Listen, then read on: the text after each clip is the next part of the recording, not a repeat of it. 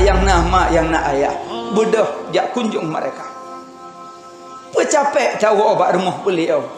Hanaga harapkan bak katanya. Bek getepa mantang bak gop. Lom tepa gatah nak tablo rumah baru. Nyo. Lom dengar-dengar gatah tablo motor. Nyo.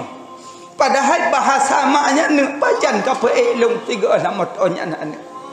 Tapi tidak. Cuma purmoh bolak-balik Bandar Aceh Medan. Purmoh bolak-balik Bateh Liak Watermum. Tapi urang si di rumah ne pandang mantang hantam pernah gaib motor dayung.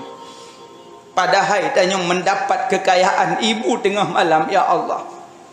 Luahkanlah rezeki anak lun, ya Allah. Tapi tantai ingat.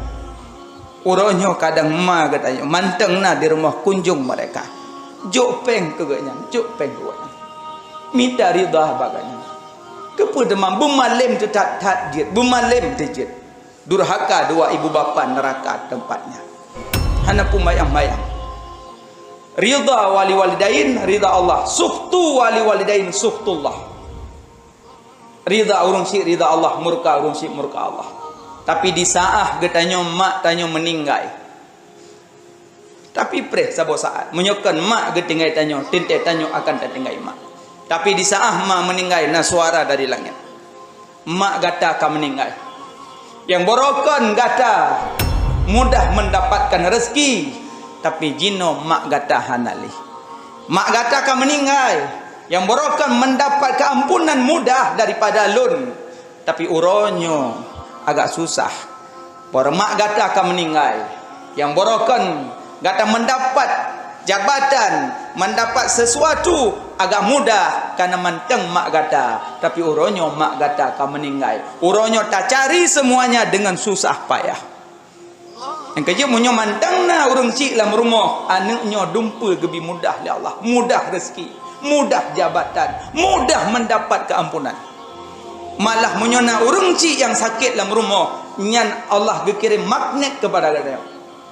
Orang yang hira, orang si, orang yang paling dekat dengan Allah. Maknanya, apa yang tak laki, Allah akan gemudahkan karena tanya hira orang si. Tapi orangnya, orang si boleh lambat, jok bak pantai asuhan. Jok bak pantai jompo, haik kalan kedro. Tapi ingat sabosa, banyak kejadian-kejadian. Orang si utamakan tengku, utamakan beliau. Yang mentang mak, wo ya laki mak. Yang hanali mak, bedah jak bak kubu. Baca surat Ikhlas. Tengku lun uring inang punya halangan. Ja ajubak kubu hana masalah. Cuma bek baca Quran, baca selawat mentang. Karena tanya posisi halangan. Ja bak kubu tengku. Yang lebih lagak jak bak kubu, wo bengah hururaya lebih lagak jak bak kubu. Wo ino kubu jak. Sayang beliau, doakan beliau. Laki ba Allah berangkat fitnah kubu, berangkat nadab kubu. Doa kepada mak, doa kepada ayah.